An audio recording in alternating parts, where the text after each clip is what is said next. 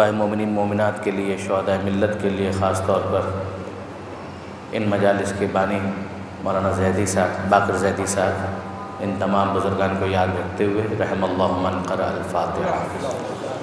بسم اللہ الرحمن الرحیم، الحمدللہ رب العالمین الرحمن الرحیم مالک یوم الدین، ایاک نعبد و ایاک نستعین، اہدنا الصراط المستقیم صراط الذین انعمت علیہم غیر المغضوب علیہم ولا الضالین برحمتک یا ارحم الراحمین۔ صلوات علی محمد۔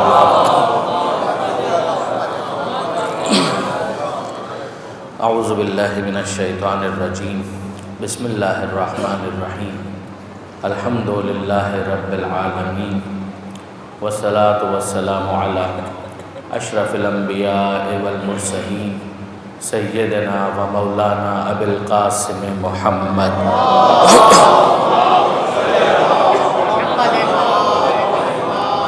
و اہل بیتہ الطیبین الطاہرین المعصومین المظلومین المنتجبین المنتخبین المیامین الذین اذهب اللہ عنہم الرجس وطہرہم تطہیرا۔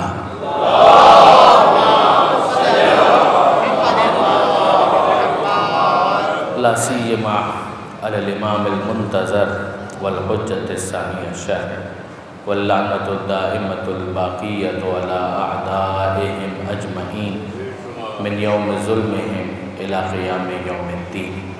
اللہم انا نرغب الیک فی دولۃ کریمہ تعز بها الاسلام واہلہ وتذل بها النفاق وأهله وتجعلنا فيها من الدعاة إلى طاعتك والقادة إلى سبيلك وترزقنا بها كرامة الدنيا والآخرة۔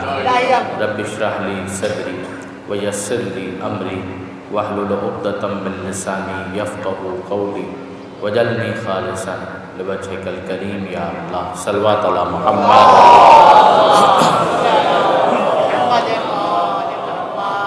اما بعد فقد قال اللہ سبحانہ وتعالی فی القرآن الحکیم، بسم اللہ الرحمن الرحیم، قل فللہ الحجۃ البالغہ۔ صلوات علی محمد وعلی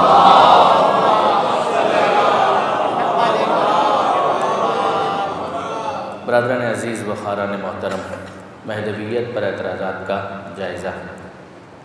وہ مومنین جو پچھلے سال بھی مجلس میں شریک تھے وہ جانتے ہیں کہ گزشتہ سال بھی موضوع یہی تھا اور چند اعتراضات کا جائزہ لینے کی سعادت حاصل کی گئی تھی۔ اسی کا ایک تسلسل ہے۔ پروردگار عالم نے قرآن مجید میں یہ ارشاد فرمایا، ابھی سرنامہ کلام میں آپ نے اس آیت کی تلاوت کو سنا۔ یہ سورہ انعام کی آیت نمبر 149 ہے، جس میں پروردگار عالم یہ ارشاد فرماتا ہے، قل اے حبیب کہہ دیجئے، فللہ الحجۃ البالغہ، اللہ ہی کے لیے حجت بالغہ ہے۔ لو شاء، اگر اللہ چاہتا، لہداکم اجمعین، تو زبردستی ہدایت تو وہ سب کی کر دیتا، مگر پروردگار کان سے پکڑ کر کسی کو مومن نہیں بنائے گا۔ یہ پروردگار کا طریقہ کار نہیں ہے۔ پروردگار عالم نے انسانوں اور دیگر مخلوقات میں بنیادی فرق ہی یہ رکھا کہ دیگر مخلوقات کو جیسا بنانا چاہا ویسا بنایا اور انسان کو ایک منزل پر آزاد کر دیا اور اس کی ہدایت کا انتظام کیا۔ اسی انتظام ہدایت کو پروردگار نے اس آیت میں حجت بالغہ سے تعبیر کیا ہے کہ یہ حجت بالغہ ہے، یہ اللہ کی طرف سے ہے۔ اب اس کے بعد تم چاہو تو اس ہدایت کو قبول کرو، تم چاہو تو اس ہدایت کو مسترد کر دو، اسی کی بنیاد پر میدان قیامت میں فیصلہ ہونا ہے۔ دیکھیں برادران عزیز، میدان قیامت میں کوئی شخص کافر ہو سکتا ہے؟ میدان قیامت میں کوئی شخص مشرک ہو سکتا ہے؟ کیا میدان قیامت میں کوئی شخص منافق ہو سکتا ہے؟ میدان قیامت میں نہ کوئی کافر ہوگا، نہ کوئی مشرک ہوگا، نہ کوئی منافق ہوگا۔ وہاں پر اگر کسی کو کافر کہا جائے گا تو اس کفر کی وجہ سے جو اس نے دنیا میں کیا، وہاں پر اگر کسی کو مشرک کہا جائے گا تو اس شرک کی وجہ سے جو اس نے دنیا میں کیا، اور وہاں پر اگر کسی کو منافق کہا جائے گا تو اس نفاق کی وجہ سے جو اس نے دنیا میں کیا۔ ورنہ آپ انصاف سے غور کریں اور اس پر سوچیں تو بات بالکل واضح ہے، خاص طور پر میرے نوجوان دوست، کہ جتنے بھی افراد یہاں پر کافر ہیں وہ وہاں پر تو پکے مسلمان اور موحد ہوں گے، وہ سب کے سب شرک سے دستبردار ہوں گے، وہ سب کے سب نفاق کو چھوڑے ہوئے ہوں گے۔ وہاں پر تو اگر آپ ان سے کہیں کہ کلمہ پڑھو تو وہ پوری پوری قسمیں کھا کر کلمہ پڑھنے کے لیے تیار ہو جائیں گے، مگر وہاں پر کسی قسم کے اعلان کی بنیاد پر نہ کسی کو مسلمان مانا جاتا ہے، نہ موحد مانا جاتا ہے، نہ مومن مانا جاتا ہے۔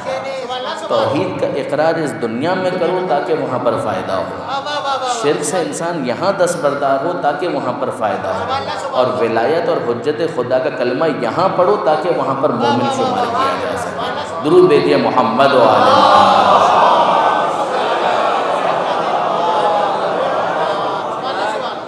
پروردگار عالم نے قرآن مجید کے اندر جہاں تک دنیا کا معاملہ ہے کہ گن پوائنٹ پر ہمیں کسی کو مومن نہیں بنانا، یہ کتنی جگہوں پر پروردگار نے واضح کیا۔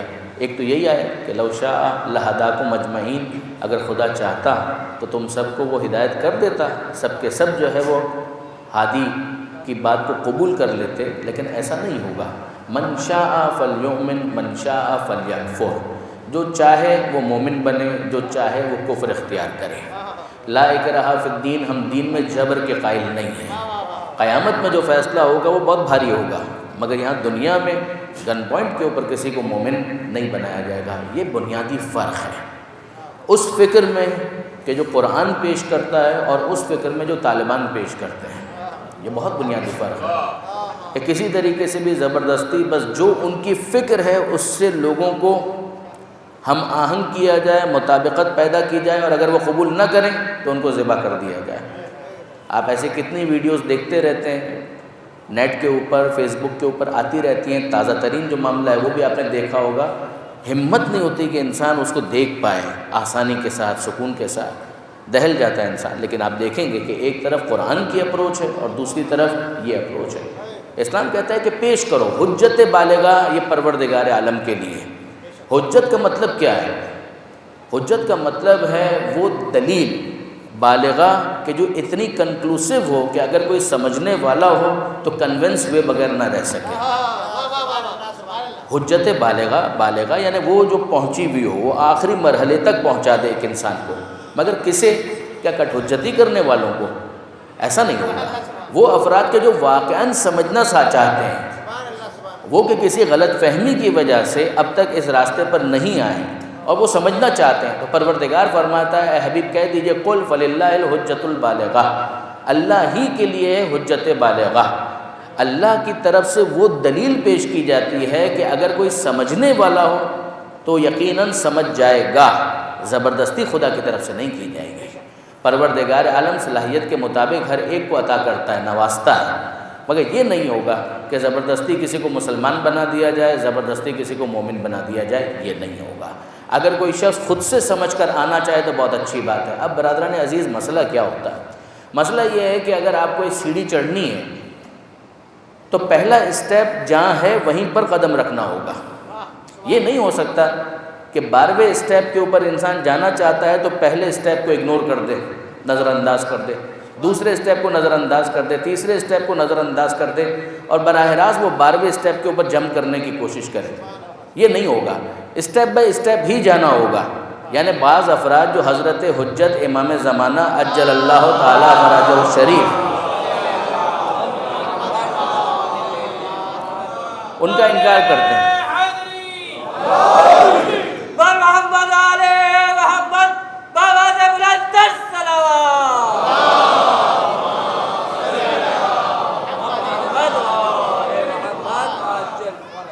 بعض افراد جو امام زمانہ کا انکار کرتے ہیں، ان کے وجود کا انکار کرتے ہیں، ان کے ظہور کا انکار کرتے ہیں، تو اگر آپ ان سے پوچھیں کہ آپ کا مسئلہ کیا ہے تو وہ کہتے ہیں کہ آپ ہمیں سمجھا دیجئے کہ یہ 12ویں امام، انہیں آپ ایکسپلین کر دیجئے۔ ہم ان سے سوال کرتے ہیں آپ 11 کو مانتے ہیں؟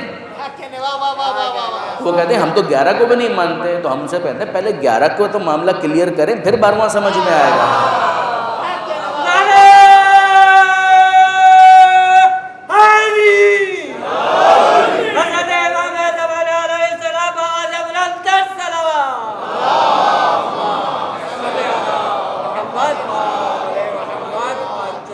یعنی ہم تو یہ نہیں کہہ رہے کہ آپ 11 کو بائی پاس کر کے براہ راست 12ویں کو مانیں۔ آپ ان 11 کو مانیں اور ان 11ویں کے 12 کو مانیں، جو اس سلسلے کی 12ویں فرد ہے اس کو پھر قبول کریں۔ جب آپ سلسلے کو قبول کریں گے تو 12 کو قبول کرنے میں کسی قسم کی زحمت نہیں ہوگی۔ مجھے اچھی طرح سے یاد ہے کہ علامہ سید علی نقوی صاحب نے ایک ذکر کیا تھا، ایک کوٹ کیا تھا شیخ اسد اللہ زنجانی کا، کہ ڈاکٹر اقبال بھی اس زمانے میں حیات تھے اور تقسیم ہند سے پہلے کی یہ بات ہے کہ وہ تشریف لائے لکھنؤ کے اندر اور وہاں پر راجہ صاحب محمود آباد کے مہمان ہوئے، تو وہاں ان کی جو گفتگو ہوئی پھر بعد میں وہ کتابی صورت میں چھپی بھی، تو اس کے اندر یہ بات تھی کہ ان سے سوال کیا گیا شیخ اسد اللہ زنجانی سے کہ یہ آپ کے 12ویں ہمیں سمجھ میں نہیں آتے، تو انہوں نے بہت پیارا جواب دیا تھا۔ انہوں نے کہا تھا کہ شما یازدہ قبول کنیت، آپ 11 کو قبول کیجئے، 12ویں کو ہم معاف کر دیں گے، پھر آپ سے پوچھیں گے نہیں۔ آپ 11 کو تو قبول کیجئے، جب آپ اس راہ پر آ جائیں گے اور 11 آپ کی سمجھ میں آ جائیں گے تو پھر 12ویں سے بھی آپ پیچھے نہیں رہیں گے، اسے بھی آپ قبول کر لیں گے۔ مسئلہ یہ ہے کہ سیکوینس کے اندر اب کچھ افراد ہیں وہ کہتے ہیں کہ ہمیں امام زمانہ سمجھ میں نہیں آتے، ان سے پوچھیں پیچھے کا معاملہ تو وہ بھی سمجھ میں نہیں آتا، پھر ان سے پوچھیے کہ مولا علی آپ کو سمجھ میں آتے ہیں تو وہ کہتے ہیں کہ نہیں، ان کی بھی خلافت بلا فصل ہمیں سمجھ میں نہیں آتی۔ پھر ایک گروہ اور ہے، وہ اگر 12ویں کو سمجھنا چاہے تو اس کو کیسے سمجھایا جائے، جو کہے کہ محمد رسول اللہ بھی ہمیں سمجھ میں نہیں آتے۔ پھر اس کے بعد ایک گروہ اور ہے، وہ کہتا ہے کہ آپ کے 12ویں سمجھ میں نہیں آتے، جب ان سے پوچھا جائے آپ کو نبوت سمجھ میں آتی ہے تو وہ کہتے ہیں ہم تو نبوت کے بھی قائل نہیں ہیں۔ جو نبوت ہی کا قائل نہیں ہے تو نبوت کے جانشین، جو آخری نبی کا جانشین ہے، وہ اسے کہاں سے سمجھ میں آئے گا؟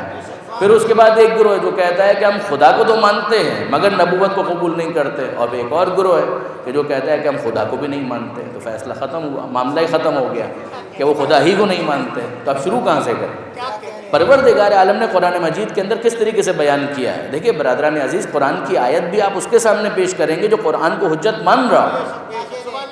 قرآن کی آیت آپ کس کے سامنے پیش کریں گے؟ آپ اس کے سامنے قرآن مجید کی آیت پیش کر سکتے ہیں کہ جو قرآن کو مان رہا ہو۔ اگر کوئی قرآن ہی کو نہیں مان رہا تو قرآن کی آیت پیش کرنے کا کوئی فائدہ نہیں ہے، اس لیے کہ اسے دلیل کے طور پر وہ کیوں قبول کرے گا؟ اگر اس سے کہا جائے اللہ کا یہ فرمان ہے، وہ کہے میں اللہ ہی کو نہیں مانتا ہوں، تو مصادرہ الی المطلوب ہے، پہلے اللہ کو تو ثابت کریں، پھر ہم ان سے کہیں کہ ٹھیک ہے آپ صاحب عقل ہے تو ہم کسی عقلی دلیل سے بات شروع کرتے ہیں۔ فلاسفہ کے اندر ایک گروہ اس طرح کا گزرا ہے کہ جنہوں نے عقل کو بھی قبول کرنے سے انکار کر دیا۔ بظاہر وہ پاگل نہیں تھے، آپ کہیں مجنون پاگل تو ٹھیک ہے، اس کے پاس تو بیچارہ وہ عقل ہی سے محروم ہو گیا چاہے وقتی طور پر، مگر نہیں، فلسفی ہیں، وہ ایک گروہ ہے سوفسطائیوں کا کہ جو اس طرح سے تشکیک کرتے ہیں کہ عقل کی حجت بھی باقی نہیں رہتی۔ تو آپ وہاں کہاں سے شروع کریں گے؟ اسلام کی اپروچ یہ ہے کہ اگر کوئی خدا کو نہیں مانتا کوئی بات نہیں، قرآن کو نہیں مانتا کوئی بات نہیں، اگر وہ صاحب عقل ہے تو ہمارا مخاطب ہے، ہم اس سے گفتگو کریں گے اور اس اعتماد کے ساتھ گفتگو کریں گے کہ للہ الحجت البالغہ، پروردگار کے پاس حجت بالغہ ہے۔ یعنی صرف اس وجہ سے نہیں کہ یہ قرآن کی آیت قبول کرو، نہ، قرآن جو بات کہہ رہا ہے وہ عقلی میزان پر اس طرح سے پوری اترے گی کہ تمہیں دستبردار ہونے کے سوا کوئی چارہ باقی نہیں رہے گا۔ یہ قرآن کا ایک کانفیڈنس ہے، یہ قرآن کا ایک اعلان ہے۔ آپ دیکھیے کہ پروردگار عالم نے فطرت کو بھی اپیل کیا ہے اپنے بارے میں، اف اللہ شک فاطر السماوات والارض، کیا اللہ کے بارے میں بھی شک ہے جو آسمان اور زمین کا بنانے والا؟ یعنی تم خود اپنے آپ سے سوال کرو تو تمہیں اندر سے یہ جواب ملے گا کہ یہ تو ہو ہی نہیں سکتا کہ کوئی خالق نہ ہو، یہ تو ہو ہی نہیں سکتا کہ کوئی مالک نہ ہو۔ لیکن ٹھیک ہے، اگر تمہاری فطرت کی وہ اندرونی پکار کمزور پڑ گئی ہے، سنوریہم آیاتنا فی الآفاق وفی انفسہم حتی یتبین لہم انہ الحق، ہم عنقریب ان کو دکھائیں گے اپنی نشانیاں آفاق میں بھی اور خود ان کے اپنے وجود کے اندر بھی، حتی یتبین لہم انہ الحق، یہاں تک کہ اس کے لیے واضح ہو جائے گا کہ وہ بالکل حق ہے، اس کے ذہن سے شبہات ہٹ جائیں گے۔ زندگی کے کسی نہ کسی مرحلے میں انسان اس پکار کی طرف متوجہ ہوتا ہے، اس وقت وہ موضوع نہیں ہے لہٰذا میں زیادہ اس کو ٹچ نہیں کروں گا، مگر برادران عزیز خود اس جگہ پر یہ بات قابل غور ہے کہ قرآن مجید نے عقل کو اپیل کیا ہے۔ قرآن مجید نے یہ کہا افلا تعقلون، کیا تم عقل استعمال نہیں کرتے؟ خود قرآن مجید کے باب میں پروردگار عالم نے حفظ قرآن نہ کرنے کا شکوہ نہیں کیا۔ حافظ قرآن ہونا ایک سعادت ہے، مجھے اس سے انکار نہیں ہے، مگر قرآن مجید نے اس بات کا شکوہ نہیں کیا کہ تم قرآن حفظ کیوں نہیں کرتے۔ قرآن نے اس بات کا شکوہ کیا ہے افلا یتدبرون القرآن، یہ قرآن میں تدبر کیوں نہیں کرتے، یہ قرآن میں غور کیوں نہیں کرتے؟ اگر قرآن عقل کو معطل کرنے آیا ہوتا تو قرآن کو کہنا چاہیے تھا کہ عقل کو تو بالکل استعمال نہ کرو، لیکن برادران عزیز ایسا نہیں ہے، قرآن عقل کو اپیل کرتا ہے۔ اسی لیے میں نے کہا کہ قرآن کی وہ بہت سی آیتیں ہیں، کچھ تو آیتیں وہ ہیں کہ جن میں احکام دیے گئے وہ ہم کسی غیر مسلم کے سامنے پیش نہیں کر سکتے، مگر قرآن کی وہ آیتیں کہ جن میں ایک لاجیکل آرگومنٹ اسٹیبلش کیا گیا ہے اس کو تو ہم کسی کے بھی سامنے پیش کر سکتے ہیں۔ نہج البلاغہ کا بھی یہی معاملہ ہے، ایک مولا کا فرمان ہے، امر ہے، حکم ہے، وہ تو مولا کے ماننے والوں کے سامنے پیش کیا جائے گا، مگر مولا کی وہ فرمائش، مولا کی وہ باتیں، مولا کے وہ فرامین کہ جس میں کوئی حکم نہیں ہے، ذہن انسانی کو متوجہ کیا گیا ہے، وہ تو آپ کسی کے بھی سامنے پیش کر سکتے ہیں۔ اور یہی وہ باتیں ہیں کہ جن کی وجہ سے جو غیر ہیں وہ متاثر ہوتے ہیں نہج البلاغہ کو پڑھ کے۔ دیکھیے برادران عزیز، اب میں نے عرض کیا کہ ایک تو وہ مرحلہ ہے کہ جہاں پر خدا کے منکرین ہیں، پھر اس کے بعد دوسرا مرحلہ آیا، ایک گروہ ہے کہ جس کا تذکرہ علم کلام کی کتابوں میں آیا اور نام بدل کے وہ گروہ آج بھی آپ کو ملے گا۔ ماضی میں اس گروہ کا نام تھا براہما، براہما کی ایک جماعت۔ آیت اللہ جعفر سبحانی نے اور ملل اور نحل کی دیگر کتابوں کے اندر آپ کو مفصل ان کے نظریات ملیں گے۔ یہ وہ افراد ہیں کہ جو عقل کے منکر نہیں ہیں۔ میں نے عرض کیا کہ ایک مرحلہ جہاں پہ عقل کا انکار، ایک مرحلہ کہ جہاں پر خدا کا انکار، نہ یہ عقل کے منکر ہیں نہ یہ خدا کے منکر ہیں، نبوت کے منکر ہیں۔ وہ کہتے ہیں خدا ہے مگر خدا کسی کو نبی نہیں بنائے گا، کسی کو رسول نہیں بنائے گا، کسی کو امام نہیں بنائے گا۔ کیوں نہیں بنائے گا؟ وہ کیوں بنائے گا؟ بنانے کا فائدہ کیا ہے؟ جو بات وہ نبی آ کر کہے گا، جو بات وہ رسول آ کر کہے گا، یا وہ عقل کے مطابق ہوگی یا عقل کے خلاف ہوگی۔ اگر عقل کے مطابق ہوگی تو بتانے کی ضرورت نہیں، ہم سب صاحبان عقل ہیں، اور اگر وہ عقل کے خلاف ہے تو ہمیں کیا ضرورت ہے کہ ہم ایسی بات قبول کریں جو عقل کے خلاف ہے؟ برادران عزیز، فالیسی تو ہے، مغالطہ تو ہے، مگر کیا خوب ہے کہ ان براہما کی جماعت نے جو کچھ کہا اس کا خلاصہ یہ ہے کہ خدا ہے، بے شک ہے، ہم لوگ صاحبان عقل ہیں، عقل کی حجیت کو بھی ہم قبول کرتے ہیں، خدا کو بھی قبول کرتے ہیں، مگر خدا نہ کسی نبی کو بھیجے گا، نہ خدا کسی رسول کو بھیجے گا، نہ کسی امام کو بھیجے گا۔ کیوں وہ بھیجے گا؟ کیوں؟ کس لیے بھیجے گا؟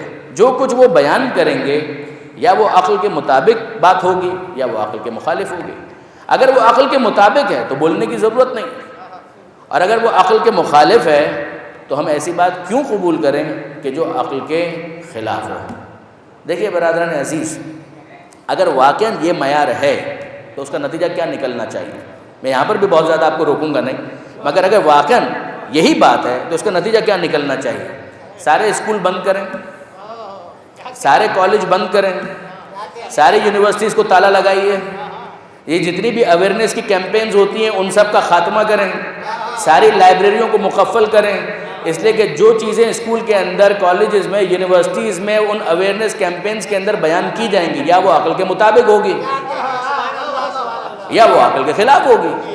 اگر عقل کے مخالف ہے تو ہم ایسی بات قبول کیوں کریں کہ جو عقل کے مخالف ہو، اور اگر وہ عقل کے مطابق ہے تو بولنے کی ضرورت نہیں ہے، کسی ٹیچر کی ضرورت نہیں، کسی پروفیسر کی ضرورت نہیں۔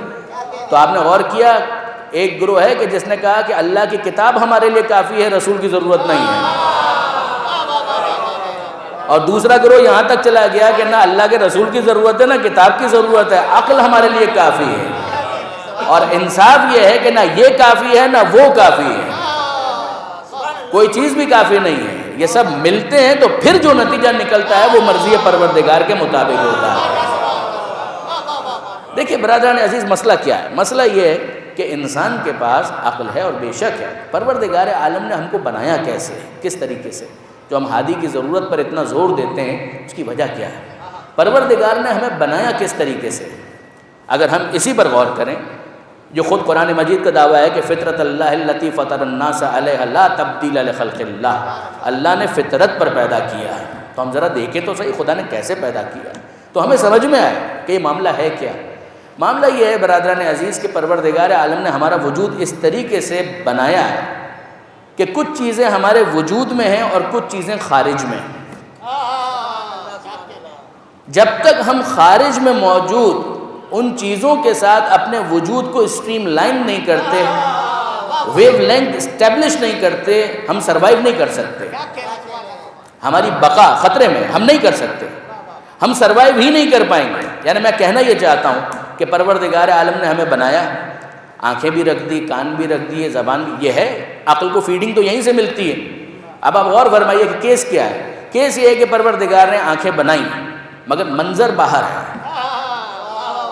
یعنی آپ آنکھیں اگر بند ہی رکھیں گے تو یہ آنکھیں فنکشن نہیں کر پائیں گے، کام نہیں کر پائیں گے. ان آنکھوں کو اپنا کام کرنے کے لیے کھولیں گے تو منظر باہر ہے، وہ باہر موجود منظر ان آنکھوں کے ذریعے سے منعکس ہوگا، تب انسان ان آنکھوں کو استعمال کر پائے گا. ایسا ہے یا نہیں؟ ایسا ہی ہے. یہ کان پروردگار عالم نے رکھے ہیں مگر آواز باہر ہے. اگر آپ ان کانوں کو استعمال کرنا چاہتے ہیں تو باہر موجود شور کے ساتھ اس کو اسٹریم لائن کرنا پڑے گا. پروردگار عالم نے انسان کو زبان دی ہے، زبان میں ذائقہ چکھنے کی صلاحیت ہے، مگر وہ چیزیں کہ جن کا ذائقہ چکھے گی یہ زبان، وہ باہر ہے. آپ گلاب جامن جب تک زبان کے اوپر نہیں رکھیں گے، سموسہ نہیں رکھیں گے، تب تک یہ زبان محسوس نہیں کر پائے گی کہ یہ نمکین ہے یا میٹھا، یہ نہیں ہو پائے گا. تو زبان ہے اور بے شک ہے اور ذائقہ چکھنے کی صلاحیت بھی ہے، مگر پروردگار عالم نے بنایا اس طرح سے ہے کہ باہر سے کوئی چیز لا کر رکھیے اس زبان کے اوپر تب یہ زبان کام کرے گی. صحیح اور غلط کی بات نہیں کر رہا، یعنی آپ کی مرضی ہے آپ کوئی حلال چیز رکھ دیں، آپ کی مرضی ہے کوئی حرام چیز رکھ دیں، لیکن کوئی چیز جو باہر موجود ہے اسے یہاں پر آنا ہوگا، اس کے بعد زبان فنکشن کرے گی. تو آنکھ میں بھی ہم نے یہی دیکھا، منظر باہر ہے، آنکھ اندر ہے. کان میں بھی ہم نے یہی دیکھا، وجود میں کان موجود ہے مگر آواز باہر ہے. زبان میں بھی ہم نے یہ دیکھا، ذائقے ہیں مگر محسوس اس وقت ہوں گے کہ جب وہ چیز باہر سے لا کر رکھی جائے زبان کے اوپر. پروردگار عالم نے انسان کو لنگز، پھیپھڑے عطا کیے ہیں مگر آکسیجن باہر ہے. آکسیجن باہر ہے، پھیپھڑوں کو کام کرنا ہے مگر باہر سے آکسیجن آئے گی اور پھر لنگز اور پھیپھڑے اپنا کام کریں گے. معدہ دیا ہے، اسٹمک، مگر غذا جس کو ڈائجسٹ کرنا ہے وہ غذا باہر ہے. وہ باہر موجود غذا اندر منتقل ہو تب معدہ کام کرے گا. باہر کی آکسیجن اندر آئے تب پھیپھڑے کام کریں گے. باہر کا منظر آنکھوں تک پہنچے تب آنکھیں کام کریں گی. آواز جو باہر ہے وہ کانوں تک پہنچے تب پھر کان کام کریں گے. بالکل یہی معاملہ عقل کا ہے کہ عقل اندر ہے مگر کوئی حجت خدا باہر موجود ہے. جب ان دونوں کا تعلق جڑے گا تب انسان کو نتیجہ ملے گا.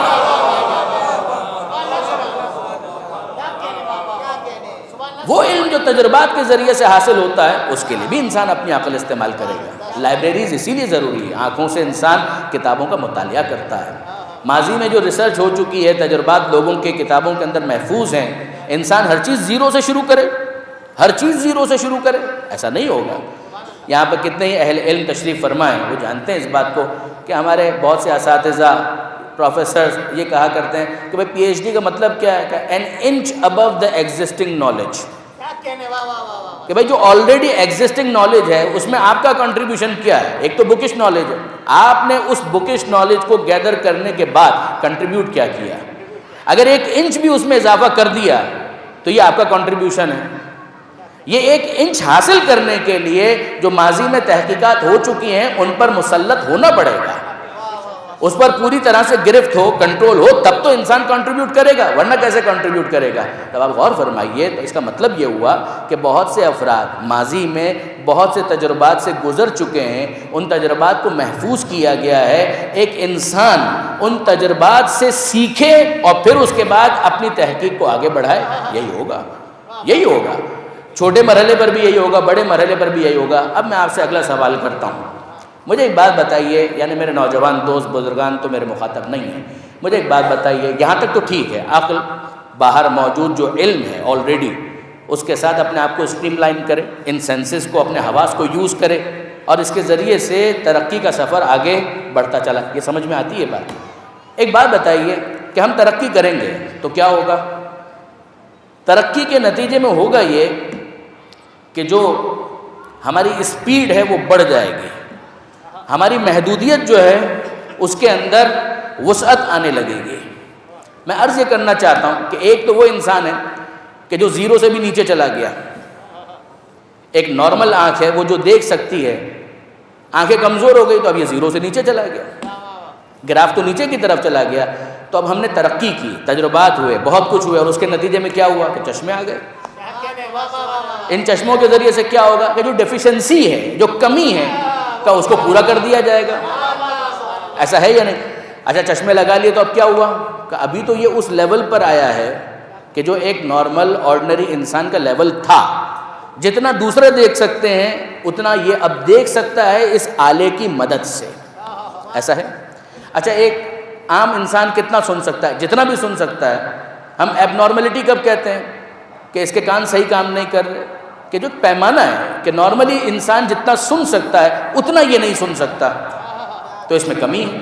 تو اس ڈیفیشنسی کو دور کرنے کے لیے ہیئرنگ ایڈ لگا لو تاکہ وہ کمی دور ہو جائے۔ ابھی تو یہ زیرو پر آیا، یعنی جہاں پر اسٹارٹ میں اس کو ہونا چاہیے تھا وہاں پر آیا، ٹھیک ہے، ڈیفیشنسی اس کی دور ہو گئی، دوسرے نارمل افراد کی طرح سے یہ دیکھنے لگا، سننے لگا۔ ترقی کس کو کہیں گے؟ ترقی کا ایک اور مرحلہ کہ جہاں پر ایکسپینشن ہونے لگے، معاملہ آگے کی طرف بڑھنے لگے۔ اچھا کس طریقے سے بڑھنے لگے؟ یہ آنکھیں نارمل ہونے کے بعد کتنا دیکھ پاتی ہیں؟ نارمل آنکھ ایک انسان کی کتنا دیکھ پاتی ہے؟ اس کی ایک طاقت ہے، ایک رینج ہے، اس کے آگے وہ نہیں دیکھ پاتی۔ فاصلہ زیادہ ہو جائے نہیں دیکھ سکتی، وہ چیز جس کو وہ دیکھنا چاہ رہا ہے اس کا حجم بہت زیادہ چھوٹا ہے، تو یہ محدودیت ہے، ہم نہیں دیکھ پاتے۔ نہ ہم امیبا دیکھ پاتے ہیں، نہ بیکٹیریا دیکھ پاتے ہیں، کتنے جراثیم ہم نہیں دیکھ پاتے۔ تو ہم نے ترقی کی اور ہم نے کیا کیا؟ مائکروسکوپ ایجاد کیا۔ تجربات کے نتیجے میں انسان زیرو سے ہی شروع کرے کام نہیں چل پائے گا، دیگر افراد نے محنت کی اور ایک وقت آیا کہ مائکروسکوپ ایجاد ہو گئی۔ تو اب ہوگا کیا کہ اس آنکھ کے اندر وسعت پیدا ہو گئی، یعنی ویسے نیکڈ آئی سے یہ اس جراثیم کو آبزرو نہیں کر سکتی تھی، لیکن اب کر سکتی ہے۔ اچھا فاصلہ بہت زیادہ ہے تو یہ آنکھ نہیں دیکھ سکتی، لیکن اب ٹیلیسکوپ، دوربین یہ ایجاد ہو گئی، فاصلہ زیادہ ہو گیا مگر زیادہ فاصلے کے باوجود اب اس آنکھ کے اندر وسعت پیدا ہو رہی ہے۔ اب یہ معاملہ چشمے کا نہیں ہے، دوربین کے ذریعے سے وہ دور تک وہ دیکھ رہے ہیں۔ اچھا یہ کان اگر نارمل ہے تو ایک رینج میں آواز سن سکتے ہیں، اس سے زیادہ تو نہیں سن سکتے، لیکن اب ہم نے کام یہ کیا کہ جناب ٹیلی فون ہر ایک کی جیب میں موجود ہیں، میرے پاس بھی ہیں، آپ کے پاس بھی ہیں، تو ہوا کیا کہ دور کی آواز اس آلے کے ذریعے سے ہم سن سکتے ہیں۔ تو اس کا مطلب یہ ہے کہ طاقت میں اضافہ تو ہو گیا۔ ایک انسان عام حالات میں کتنا بول سکتا ہے اور کہاں تک بول سکتا ہے، اس کی آواز کہاں تک جا سکتی ہے، مگر اب اس مائک کے ذریعے سے یہ کوئی اسپیچ تھراپی تو نہیں ہو رہی کہ ایب نارملٹی تھی اس کو دور کر دیا نا۔ ایک عام انسان جتنا بول سکتا تھا، جہاں تک اس کی آواز جا سکتی تھی، اس کی بھی جا سکتی ہے، لیکن نہیں، اگر مائک لگا دیا جائے تو آواز بہت دور تک جا سکتی ہے، اور اگر انٹرنیٹ کے اوپر اپلوڈ کر دی جائے تو پتہ نہیں کہاں تک جا سکتی ہے۔ سوال صرف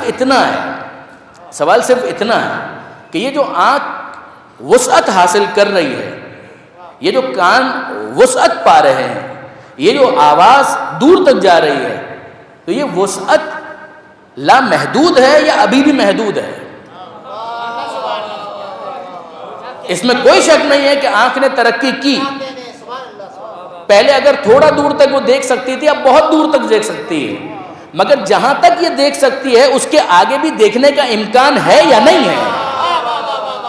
جواب یہ ہے کہ جناب اس سے آگے تک دیکھنے کا امکان تو ہے۔ یہ کان جہاں تک سن پا رہے ہیں، جن آوازوں کو سن پا رہے ہیں، بہت دور کی آواز بھی سن پا رہے ہیں، مگر کیا اس سے بھی دور کی آواز ممکن ہے کہ موجود ہو جو یہ کان نہ سن پا رہے ہوں؟ تو جواب ملے گا جناب جی ہاں ایسا ہی۔ اب مجھے ایک بات تو بتائیے، یہ آنکھ بہت آگے تک دیکھ پا رہی ہے، میں کون سی دوربین استعمال کروں کہ لوح محفوظ پر لکھی ہوئی تحریر مجھے نظر آ رہی ہے؟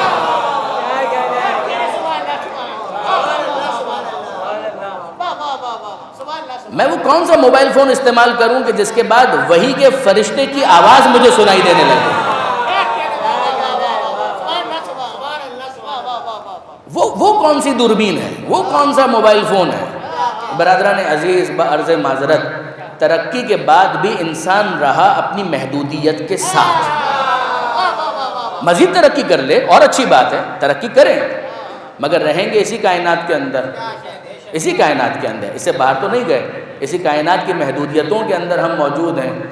تو اب مسئلہ سارا یہ ہے کہ اب پروردگار عالم نے اس دنیا کے اندر بھیج تو دیا، اور پروردگار عالم نے اس دنیا میں انسان کو حواس بھی دے دیے، عقل بھی دے دی، بہت سے تجربات بھی ہیں، سب کچھ ہیں، مگر وہ کون سی سائنس ہے کہ جس کو استعمال کر کے میں اس بات کا پتہ چلاؤں کہ مغرب کی 3 رکعت ہوگی یا عشاء کی 4 رکعت ہوگی یا فجر کی 2 رکعت ہوگی؟ وہ کون سی سائنس ہے؟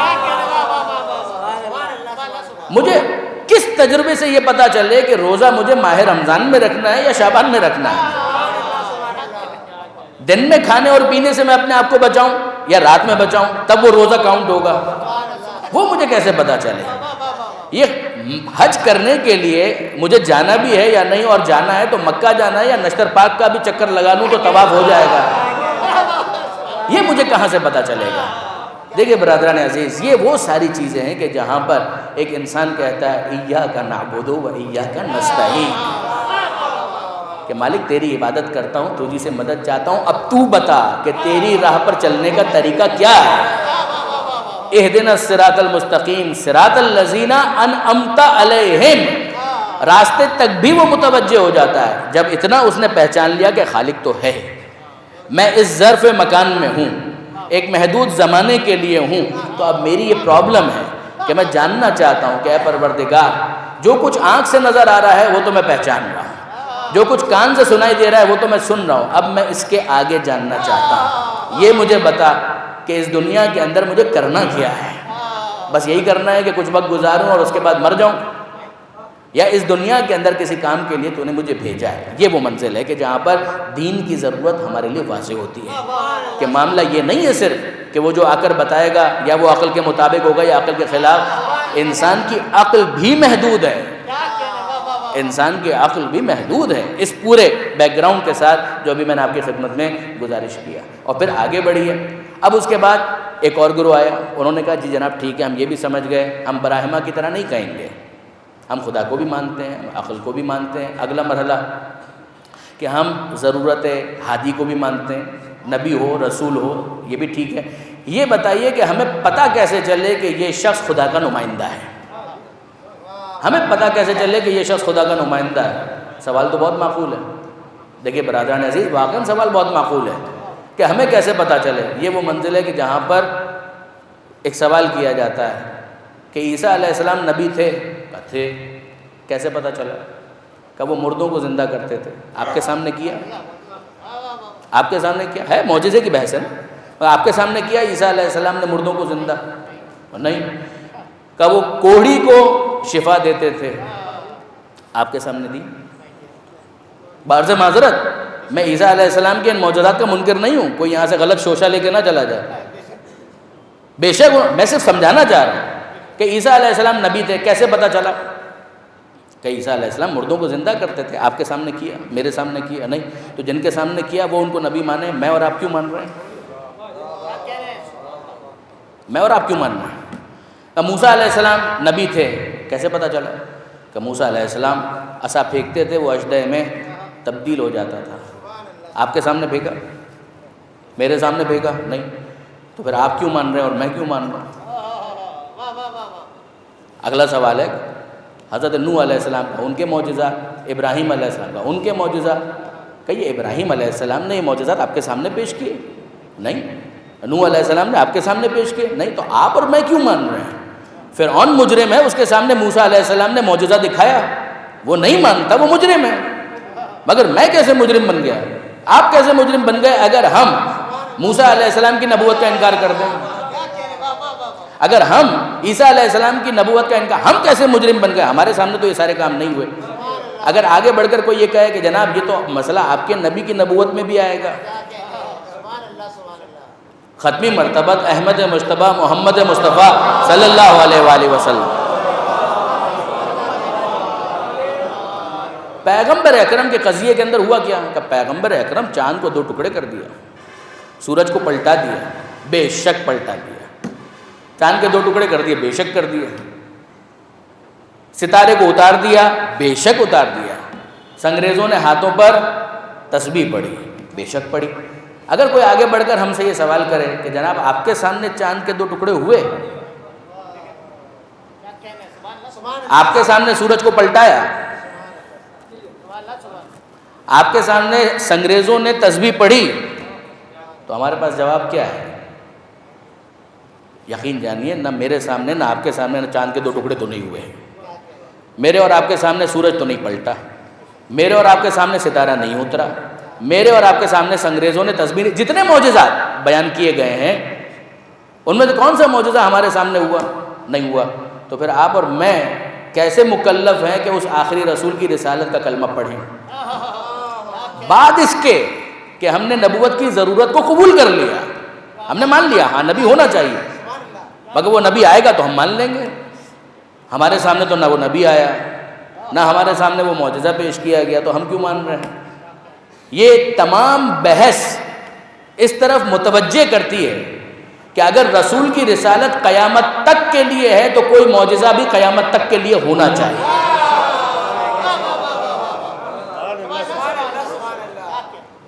کہ اگر یہ نبوت، دیکھیے برادران عزیز، جناب موسیٰ علیہ السلام کا عصا آج اگر آپ کو مل بھی جائے، بعض محققین نے اس کی تلاش بھی کی، تو وہ عصا اگر آپ کے سامنے آ بھی جائے تو عصا اگر آپ رکھ بھی دیں سامنے تو وہ اژدہا نہیں بنے گا۔ بعض علماء نے، خود امام خمینی رحمۃ اللہ علیہ نے ایک جگہ کہا کہ عصا کے اژدہا بننے کے لیے موسیٰ کا ہاتھ بھی ضروری ہے،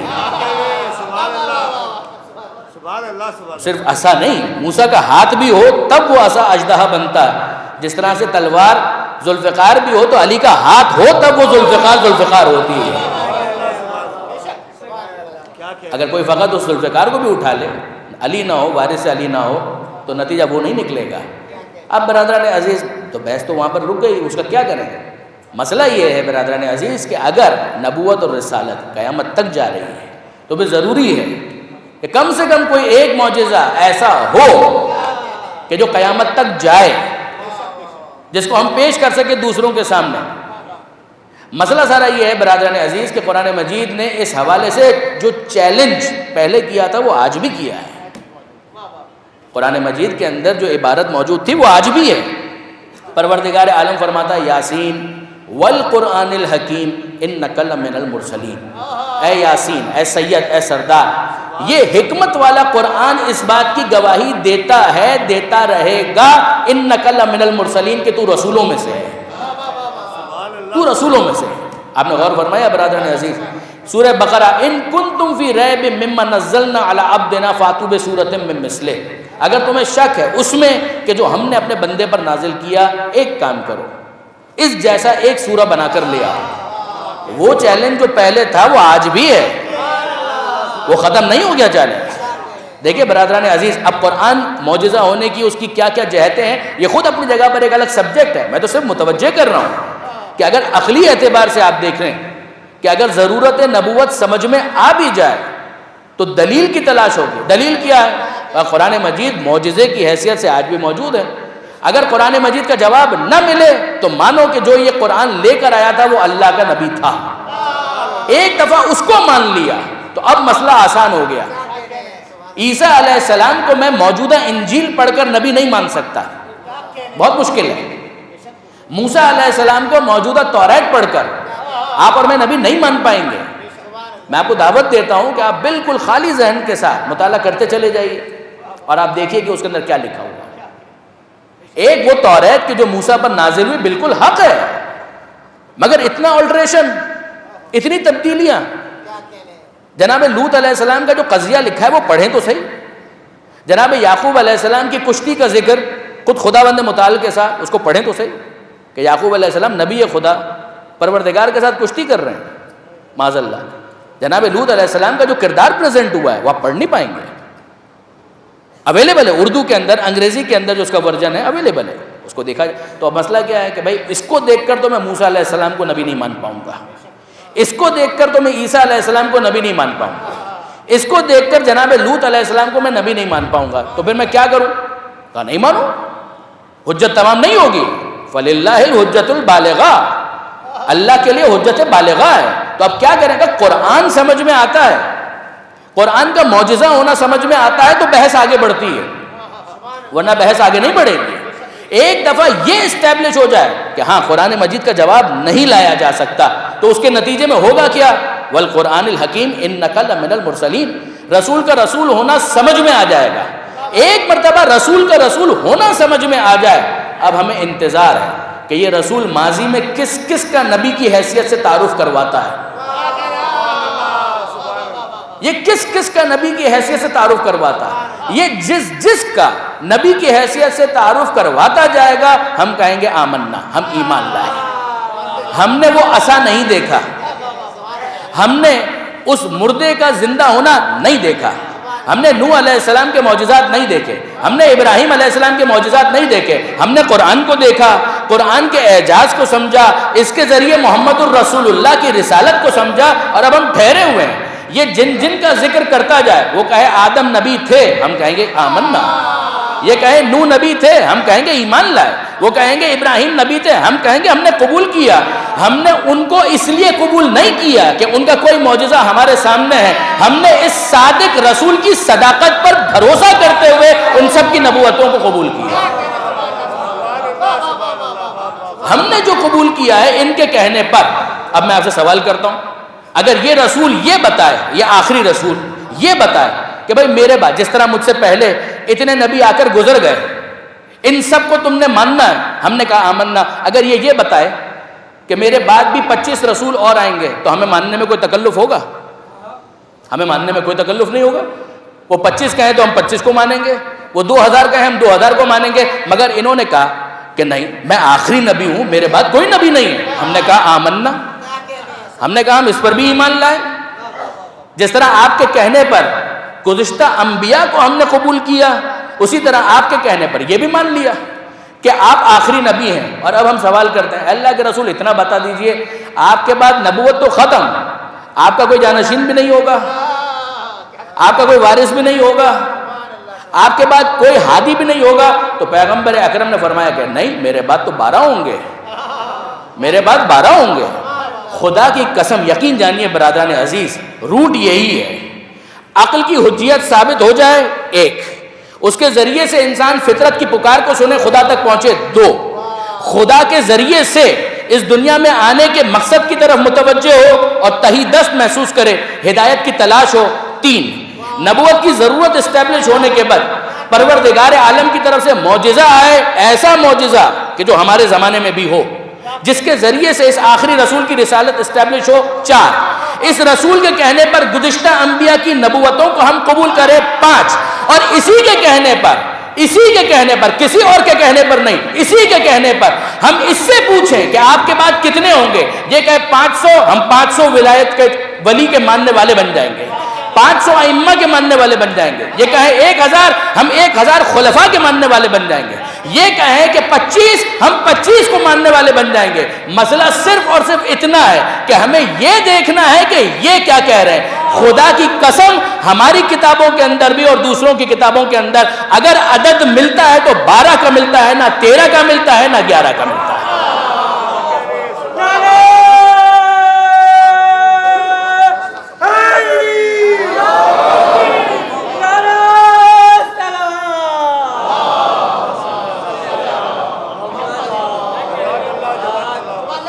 ہمیں کیا اصرار ہے امیر المومنین کو ولی ماننے میں؟ ہمیں کیا اصرار ہے مولا کو امام ماننے میں؟ ہمیں کیا مسئلہ کیا ہے؟ ہم کیوں ماننا چاہتے ہیں؟ اگر کسی اور کو پیغمبر نے اپنے ہاتھوں پر بلند کر کے کہا ہوتا کہ یہ مولا ہے، ہم اس کو مان لیتے ہیں، ہمیں اس میں کوئی تکلف نہ ہوتا۔ ہمارا مسئلہ صرف یہ ہے کہ ہم تو پیغمبر کو دیکھ رہے ہیں کہ ان کے ہاتھوں پر کون بلند ہے، جس کو پیغمبر بلند کر دیں، پیغمبر اگر کسی اور کو بلند کر دیں، ہم اس کو کہیں گے کہ یہ امام ہے۔ کوئی رشتہ داری والا معاملہ تو نہیں ہے، کوئی دوستی والا معاملہ تو نہیں ہے۔ ہم تو پروردگار عالم سے بات کو شروع کر رہے ہیں کہ خدا نے کس کو نبی بنایا، جس کو اس نے نبی بنایا اس کو نبی مانو، جس کو اس نے ولی بنایا اس کو ولی مانو۔ سادی سی بات ہے۔ وہ کہیں 12 ہیں، ہم 12 کو قبول کر لیں گے، ہمیں کیا پرابلم ہے؟ 12 کے عدد پر ہمارا اصرار کس وجہ سے؟ متفق علیہ حدیثوں کے اندر 12 کا عدد آیا ہے۔ اب برادران عزیز، ہم قرآن مجید کو بھی دیکھیں، میں بہت زیادہ آپ کو اس پہ نہیں روکوں گا، مگر چند آیتیں۔ یہ پروردگار عالم کیوں کہہ رہا ہے کونوا مع الصادقین؟ اے ایمان لانے والو یا ایھا الذین آمنوا اتقوا اللہ وکونوا مع الصادقین، اے ایمان لانے والو تقوی اختیار کرو اور صادقین کے ساتھ ہو جاؤ۔ یہ کون ہے صادقین کہ جن کے ساتھ ہونے کا حکم دیا جا رہا ہے؟ اگر صرف پیغمبر اکرم کی بات ہوتی تو پیغمبر اکرم تو ایک ہے، صادق کہنا چاہیے تھا۔ پروردگار عالم کیوں کہہ رہا ہے کونوا مع الصادقین، ہو جاؤ صادقین کے ساتھ؟ اور جس طرح سے اس زمانے میں کہہ رہا تھا آج بھی کہہ رہا ہے کونوا مع الصادقین۔ تو کوئی گروہ ہے صادقین کا نگاہ خدا میں جو اتنا معتبر ہے کہ جن کے ساتھ ہونے کا حکم صاحبان ایمان کو دیا جا رہا ہے۔ ایک آئے۔ دوسری آئے پروردگار عالم فرماتا ہے ثم اورثنا الکتاب الذین اصطفینا من عبادنا، اس کے بعد پیغمبر کے بعد ثم اورثنا، ہم نے وارث بنایا کتاب کا، الذین اصطفینا من عبادنا، ہمارے بندوں میں کچھ ایسے ہیں کہ جن کو ہم نے چن لیا، ان کو ہم نے وارث بنایا۔ کس کی مجال ہے کہ وہ اپنے آپ کو وارث قرآن کہہ سکے؟ علی سے لے کر مہدی تک ہے کہ جس کو ہم مخاطب کر کے کہتے ہیں السلام علیکم یا وارث القرآن، ہمارا سلام ہو آپ پر ہے قرآن کے وارث۔ یہ کیا معاملہ ہے؟ پروردگار عالم اس طرح سے تعارف کرواتا ہے، پیغمبر اکرم تشریح کرتے ہیں، ہاتھوں پر بلند کر کے کہتے ہیں، کبھی حدیث ثقلین کے ذریعے کہتے ہیں، کبھی دعوت ذوالعشیرہ میں تعارف کرواتے ہیں تاکہ سرا ہاتھ میں آ جائے۔ جب انسان علی سے متمسک ہو جائے تو پھر 12ویں تک جانے میں اسے کوئی پرابلم نہیں ہوگی۔ اس تمسک کے بعد وہ راستہ نہیں بھٹکے گا۔ جہاں سے میں نے بات شروع کی تھی کہ اگر آپ 12ویں اسٹیپ پر جانا چاہتے ہیں تو پہلے اسٹیپ کو اگنور کیسے کر سکتے ہیں؟ وہاں سے ساتھ ہو جائیے تو آخر تک جانا بالکل آسان ہو جائے گا۔ اور برادران عزیز ذرا اس پر بھی غور کریں، ابھی ماہ رمضان ختم ہوا اور آخری عشرے میں کیا ہو رہا تھا؟ شب قدر کی تلاش، ہر ایک وظیفہ پڑھ رہا تھا، بالکل صحیح ہے، ہونا بھی یہی چاہیے۔ انا انزلناہ فی لیلۃ القدر وما ادراک ما لیلۃ القدر، یہ کیا ہے بھائی؟ ہم نے اس قرآن کو نازل کیا لیلۃ القدر میں، تو اے پروردگار تو بتا دینا کہ وہ لیلۃ القدر کون سی ہے؟ چھپا کر رکھا ہے، اتنی اہم رات اور چھپا کر رکھا ہے۔ غیبت کے منکرین اس کا تو جواب دیں۔ یہ تو پروردگار کا مزاج ہمیں سمجھ میں آتا ہے کہ پروردگار نے یہ امتحان رکھا ہے، شب قدر ہے اور وہ پردہ غیبت میں ہے، پردہ غیبت میں ہے، رات بھی ہے اور پردہ غیبت میں، تلاش کرو۔ اور ہر ایک تلاش کر رہا ہے اور اسی امید پر تلاش کر رہا ہے کہ ملے گی۔ یاد رکھیے برادران عزیز، تلاش اسی وقت ہوتی ہے کہ جب اعتبار ہو کہ وجود ہے، انسان کوشش کرتا ہے اور پھر نتیجے کو خدا پر چھوڑ دیتا ہے۔ تو پروردگار عالم نے کہا انا انزلناہ فی لیلۃ القدر، ہم نے اس کو نازل کیا ہے لیلۃ القدر میں۔ وما ادراک ما لیلۃ القدر، اور تمہیں کیا معلوم کہ لیلۃ القدر کیا ہے؟ لیلۃ القدر خیر من الف شہر، یہ رات 1000 مہینوں سے بہتر ہے۔ تمہیں کیا معلوم؟ اتنا تو ہم سمجھائے دیتے ہیں کہ یہ رات 1000 مہینوں سے بہتر ہے۔ اب اگر انسان فقط ظاہر بین ہو، سادگی کے ساتھ، سمپلسٹی کے ساتھ، یا رادر میں کہوں اوور سمپلسٹی کے ساتھ، وہ کہے کہ صاحب رات میں فرق تو ہمیں نظر نہیں آتا، کوئی بھی رات ہو، چاہے 19ویں 20ویں 21ویں 22ویں 23ویں رات کوئی سی بھی ہو، مگر فرق تو ہمیں کوئی نظر نہیں آیا۔ جس طرح سے باقی راتیں ہوتی ہیں چند گھنٹوں کی، یہ بھی چند گھنٹوں کی رات، باقی راتوں میں بھی سورج غروب ہو جاتا ہے، اس میں بھی سورج غروب ہو جاتا ہے، تو ہمیں فرق تو کچھ نظر نہیں آیا۔ اور خدا کیا کہہ رہا ہے؟ خیر من الف شہر۔ آپ مجھے انصاف سے بتائیے، باقی راتیں جتنی بھی ہیں ان میں سے کوئی رات یہ کہہ سکتی ہے کہ یہ رات ہم جیسی؟ صرف اس وجہ سے کہ چند گھنٹوں کی تو ہے، سورج تو یہاں پر بھی غروب ہو گیا، چاند تو نکل آیا بالآخر، ستارے تو ٹمٹما رہے ہیں، تو باقی راتیں کہیں کہ ہم میں بھی یہی ہوتا ہے، اس میں بھی یہی ہوتا ہے، لہذا یہ رات ہم جیسی۔ رات بظاہر ایک جیسی ہو تب بھی ایک جیسی نہیں کہی جائے گی۔ خیر من الف شہر، وہ 1000 مہینوں سے بہتر ہے۔ جس طرح سے شب قدر اور دوسری راتیں ایک جیسی نہیں ہو سکتی، کہاں محمد مصطفیٰ، کہاں عام امتی، نہ یہ رات اس رات جیسی ہو سکتی ہے، نہ عام انسان محمد مصطفیٰ جیسا ہو سکتا ہے۔ درود بھیجیے محمد و آل محمد۔